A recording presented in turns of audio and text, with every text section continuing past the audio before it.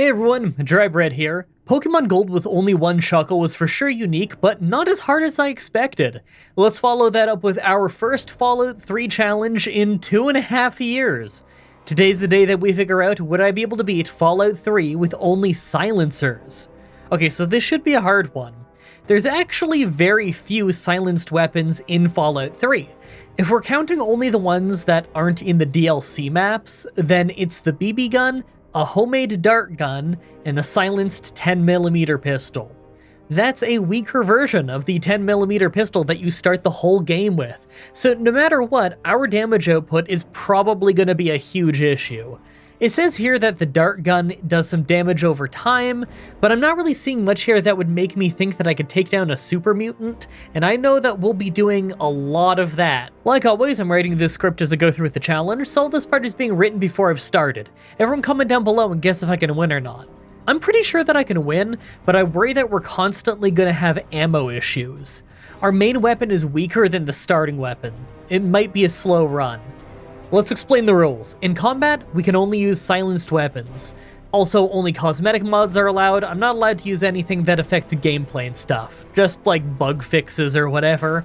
Also, if you enjoyed the video, be sure to like, subscribe, and ring the bell for more. Let's do this. The challenge starts right after the vault, so let's start with the character creation. Well, first of all, our tech skills are small guns, sneak, and repair. That all seems pretty obvious, right? Small guns for damage and accuracy, sneak since we're using silent weapons anyway, and repair so that we can get the most out of our guns. As for our special, I'm never exactly sure what to pick in these Fallout 3 runs, since Fallout 3 perks are usually a bit bland and don't have crazy requirements.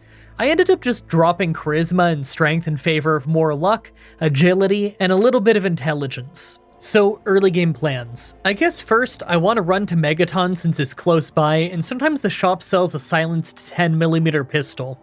Our top priority is getting that before we run out of our BBs for our BB gun. 10mm ammo is super common, so there are a few 10mm pistols that I can use to repair our gun. If Megaton isn't selling one, then there's a few places where I can go to get a free one. I'm thinking I'll run to Paradise Falls and then just hope that nothing takes us out along the way there. Really hoping I can just buy one in Megaton though. Nope, no luck, she wasn't selling one. That means we're on the road. Well, the first thing I did when I got out of the vault was spend the first level up on getting more sneak, as well as taking gun nut for a little bit more small gun and repair skill. I gotta walk quite a ways to get to Paradise Falls and I'm planning on sneaking the whole way there.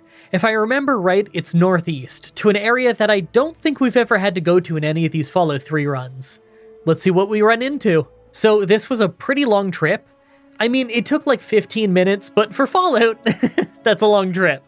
Our only weapon that we can use right now is a BB gun, and I tried fighting some random mole rats with it, but it did just about nothing. I quickly realized that I'm gonna have to run from every fight until I get my hands on a silenced 10mm. We got some loot along the way that we could make some money selling, but most of the trip was just running. I for sure didn't take the most optimal path, but I had to run around a lot of enemies, so that's kind of bound to happen. At least I got a lot of locations on my map for future fast traveling. I even found the Germantown police headquarters. That place also has a silenced 10mm, but it's full of super mutants. Our BB gun hardly dents a mole rat. I don't think I'm gonna take out a super mutant with it. Wanna know the best part? Once we get there, I'm not allowed in until I do a quest that requires we use a different weapon. I totally forgot about that. Okay, well, you know what? Backup plan. I go to Mr. Burke in the bar in Megaton and just start very slowly shooting him down with a BB gun. Literally no one in the bar cares that I started shooting him first because I guess everyone hates that guy. I mean, he does want to blow up the town, but they don't know that. He hardly even hurts us, so after a minute we take him out and get ourselves a silenced 10mm. Hey, fun fact, did you notice I looked different in this bit of recording? It's because I noticed that the footage for this was corrupted and I didn't notice until after I finished the run. So right before recording this voiceover, I went and made a fresh character with the same stats just to record footage of what this fight looked like, just to prove that I could do it. I love that right after I shot him dead in the middle of the saloon, the sheriff shows up and gives me the introduction to town and tells me not to cause trouble. Alright, so there's a few things that we can do right now to make progress, but I decided I'm just gonna walk to Rivet City on the east side of the map. We have to go here eventually no matter what, so I decided to travel out that way from a new direction to see what I'd find along the way. Once we get there, I can try my hand at clearing out the water purification facility, since that's what we have to do after saving our dad next anyway. So I travel east for ages. Mostly I find lone mole rats, but eventually I found some raiders. They were pretty easy to fight, especially if we get the drop on them. Having a silent weapon is great for taking out low armor targets early on, but we still don't really do much damage, so in a shootout, we end up ruining the durability of our gun. This thing is going to need repairs pretty often. Not only that, but we blew through most of our ammo just fighting raiders. They don't drop enough 10mm ammo for us to come out with a profit. This could definitely be an issue. Next up, I went into the metro, thinking that maybe I could find a series of tunnels that could take me through the bulk of the city so that I could make my way to Rivet City in the bottom right. The metro itself didn't have any enemies that could shoot back, but it did have a lot of ghouls. That includes ghoul roamers, who are some of the more dangerous enemies at high levels.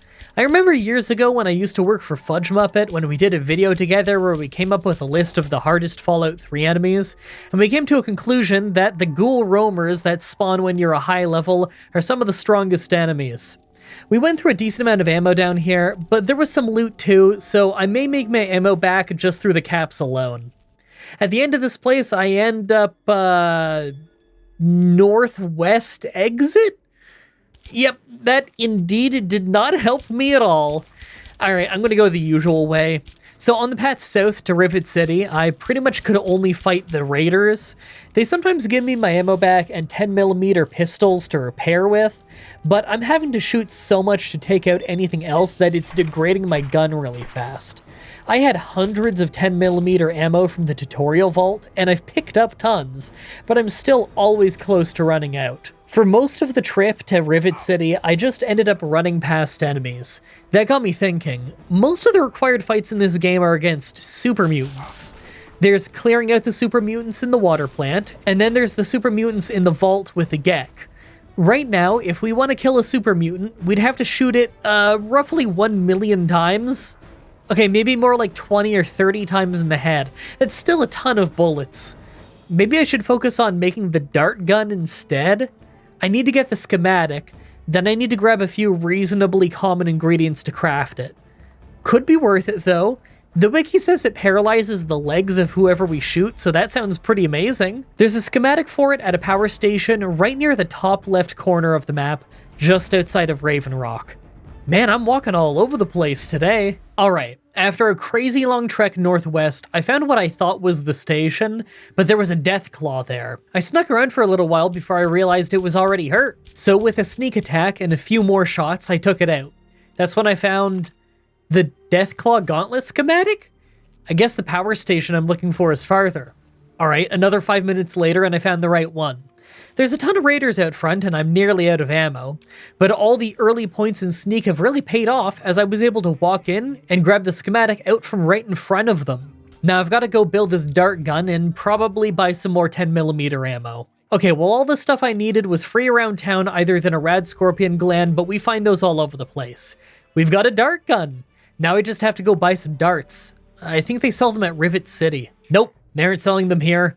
Okay, well, fine. We headed south then. There's a raider encampment down there that I remember from that time that we followed our dad after rescuing him. That place had loads of darts. It took a few tries to survive this, since I have to sprint in, grab the 80 darts, shoot some dudes, and then get out of there. It does a bit of damage over time, but really the big thing is it instantly breaks both of their legs, so they start to run slowly. This will be a lifesaver against super mutants, without a doubt. So, right away, I try it out. I take out the 4 super mutants outside of Jefferson Memorial. It does a pretty awesome job of taking out a good amount of their health and keeping them pretty still. Durability might be an issue though, so I'll have to pay for some repairs on it. Speaking of, I need more 10mm pistols to repair our silenced one, because it's getting super damaged so quickly with how much we have to shoot it. It's not really meant to take down heavy targets like this. Okay, so I need a lot more ammo if I'm going to clear out the inside of Jefferson Memorial, so I decided to clear out the Super Duper Mart. I guess you'd call it one of the earliest game dungeons? I figured that a lot of raiders here would go down in a couple of hits and drop 10mm ammo, but in reality, we just broke even. I think we walked out with about the same amount of ammo that we walked in with, thanks to them taking too many hits. We found some decently useful stuff, like medical supplies and a few more darts, but overall we didn't really get anything out of this place. Honestly, I'm mostly just grabbing loot, selling it, and then traveling between Megaton and Rivet City buying 10mm ammo every time it shows up. And it really doesn't show up often enough. You know, I was about to say that maybe we could get a companion so that we could focus on using the dart gun and having them finish stuff off, but then I realized I can hardly remember any Fallout 3 companions. I remember Jericho from Megaton, but I know you need evil karma for him. There's Butch, but you have to do some side quests before he appears. There's Fox, but we don't get him till later. And I guess I could go grab Dogmeat from the scrapyard, and you know what? He might do a good job of keeping the super mutants off of us. But at the same time, he might just get ganged up on and die. You know what, it's worth a try. His bites are silent, so I guess it fits for that. Yeah, getting to him only took like 5 minutes. We had a fast travel point that was nearby, and all you have to do is walk up to him and say hi. Well, I have to wait for shops to restock ammo anyway. Let's just walk west and get Tranquility Lane out of the way. There's no fighting there, and it's the last step before our dad needs us to clear out Jefferson Memorial anyway. Back on the road, and it's a little bit of a walk. I don't think a single enemy even hit us the whole way, but I did have to spend a few bullets. I really tried not to waste ammo, since Dogmeat could easily take out the lone mole rats that you occasionally see, and you know, Dogmeat's fangs don't run out of ammo. Plus, why not, right? His fangs are silent, so it's not like it's going to attract any extra enemies if I let him take them out.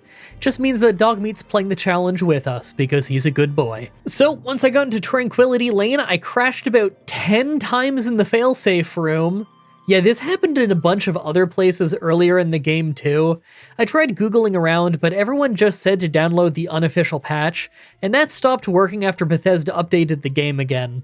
Eventually, I found the anniversary patch version that downgrades the game version so that the unofficial patch works again, and it instantly fixed the problem. The game is running way better in general now. I kind of wish I had that before. In fact, it almost feels like the frame rate of the game went higher. And it feels like we're running faster and everything. And like when I click, it's a little bit more responsive. Like it just, I don't know, night and day. I don't know how the game didn't run like this in the first place. Anyway, as soon as I had the game running properly, I just punched in the code in the failsafe room to beat the whole quest in like 2 seconds as usual. I guess I'll hit up the shops and see if there's any more ammo, then try Jefferson Memorial, but I'm not feeling awesome about it. Wow, the inside of this place actually goes amazingly. So we hardly have any 10mm ammo, but it turns out we don't need it. The 1-2 punch of our dart and Dogmeat is really amazing. Not only does he sneak really well so he doesn't blow our cover, but his attacks are all melee so they don't make any noise. Because of that, we have an easy time picking them off one by one. The darts I use cripple their legs, and because Dogmeat is so short compared to them, he just keeps biting their crippled legs. This is an incredible combo. I'm feeling pretty good about the rest of this run now. Okay, so we do the running around chores before the Enclave attack. I kind of thought they'd be dangerous enough to run past, but our darts work great on them too. You know, despite the fact that there's no way the dart could break through their armor. I thought the logic of this dart is it's like poison that paralyzes their legs or something. Anyway, the whole run to the Brotherhood of Steel was easy as always, just some ghoul fights that you can run right past if you want to. Alright, we're at the Brotherhood of Steel base, talking to people and picking up our next quest. It's crazy to think that there already isn't a ton left that we have to do. We gotta get to Little Lamplight. I've gotta save and load 1 billion times to pass the speech check like usual to get in. Then I have to fight my way through the vault full of super mutants. And like, that sounds dangerous, but I think at this point if we take it really slow with a dart gun, then it'll go fine. After that, I have to sprint through Raven Rock, follow a robot around for a little while, then follow our way through a couple of rooms in Jefferson Memorial. I think this weird stealth build with us using a dart gun and then sending in our hunting dog is actually gonna get us a win. Hey, you know, I never really do the Little Lamplight quest where you save their friends from Paradise Falls. And we do already have the fast travel for that. Okay, first I fight my way in the front by using darts to break the legs of the front guards as Dogmeat runs in to bite the wounded legs. It works amazingly since we can sit back and play support with our dart gun, while Dogmeat stays low to the ground so he doesn't get hit much while mauling guards one by one. Once the guys in the front went down, we talked to one of the kids and he said that the collars blow up if they leave unless we take out the leader of this place, so that's the goal. Once we're in Paradise Falls itself, we have a long shootout. There's a lot of dudes, lots of cover, and lots of directions to cover. A huge part of my job here was just keeping track of what guys have and haven't gotten hit with a dart, because once they've been darted, then Dogmeat can take them out really quickly. I have to take it slow, and VATS is pretty much required here, since the darts are really awful to aim at medium-long range. But if you use VATS, they hit pretty much every single time. It's weird, if you shoot normally, then they seem to fire in an arc, but there is no clear indicator of where your dart is landing, so you don't know what kind of arc you actually need to aim at to hit anything at a decent range. But in VATS, it just fires in a straight line like it's a crossbow, and it goes way farther as a result. Once I was done saving everyone outside, I went inside to take out Eulogy Jones, the guy who runs this place. He was super easy, his bodyguard Clover didn't even try to save him. In fact, she just keeps talking as if Jones is alive, even though she just watched us shoot him. Well, that was weird. Oh right, she probably didn't go hostile because I think she's an evil karma companion. Anyway, I ended up robbing the weapons store while I was here, and I got loads of ammo as a result, and we really needed that. Hey, maybe now that we have tons of ammo, we can do the vault under Little Lamplight. Once we cleared the place out, I talked to the kids outside, they say we're the best, and we leveled up. Now our small gun and sneak are both maxed out, plus we have a perk for extra pistol accuracy and VATS. Between that and the town having a lot of ammo, I'm feeling great about the upcoming vault. First is the cave system leading to the vault. This place has some super mutants that can be annoying, but mostly they just attack you one or two at a time. As long as I'm careful to dart them first, we're okay, but it doesn't really do much damage to them. Most of the work is being done by the 10mm and Dogmeat, but we run low on 10mm ammo really fast, so I mostly use the darts.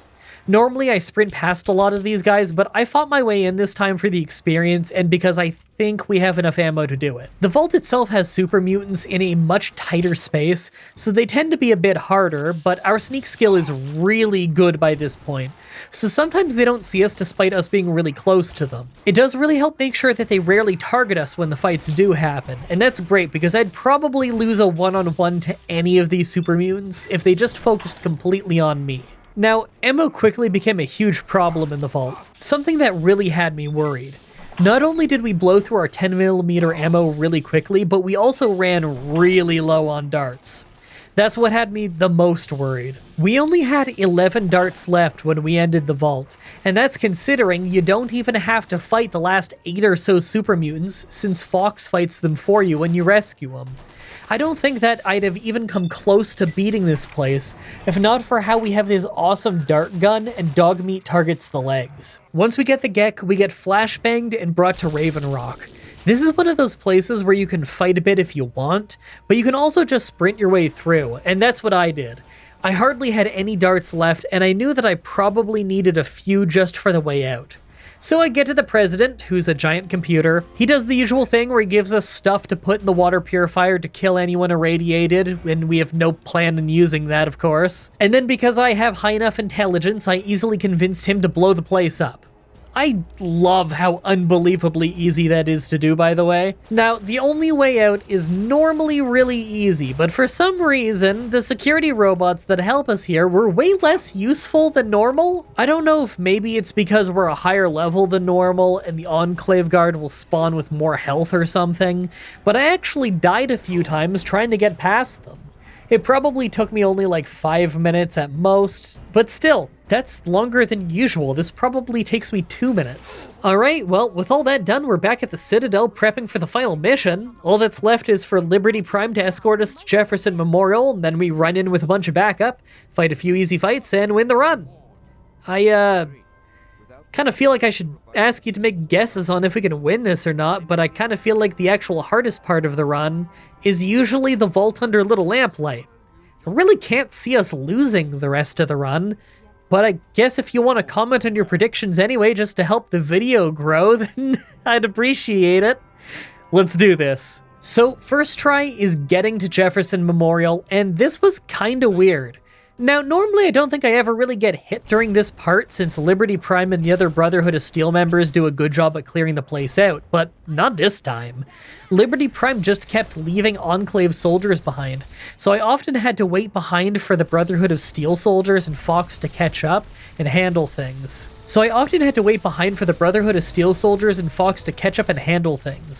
I'm gonna assume that this is a result of me being a higher level than normal. I figure that the enemy health probably scales, but my allies might not. We were probably never in any serious danger. This turned from a section that usually is just a free walk to the goal into kind of a slow trip. Fighting our way through the lobby of Jefferson Memorial was actually a little bit tense. I mostly played support, firing darts to slow down the Enclave soldiers and ducking behind cover for our backup to fight them, conserving our health in the process. By the time we cleared the lobby, I only had 8 darts left. After that, we run into the final room of the game to fight Colonel Autumn and his goons. Right away, I shoot him with a dart to take out his legs and then switch to hit the other guy with a dart as he pulls out some kind of rocket launcher. He fires it at one of the Brotherhood members who's standing right next to Colonel August and ends up blowing the Colonel to pieces. That was the final battle of the game. One of the Enclave soldiers accidentally shot their own colonel in the back with a rocket launcher. I love this game. We walk in, punch in the code, and win the run. Well, that was a fun run. It was really cool getting to make the dart gun since I have for sure never bothered making that before. Maybe I should do more Fallout 3 runs with crafted weapons. They're kind of fun. I hope you guys like that run. Okay, I was originally going to have a Pokemon challenge ready for next week, but then I started playing it and realized that it's so unbelievably hard that it's going to take way more time than I thought. So I'm going to shelve that for another time. Probably no challenge video next week, but I'll still be working loads to make sure that the next few challenge runs are good.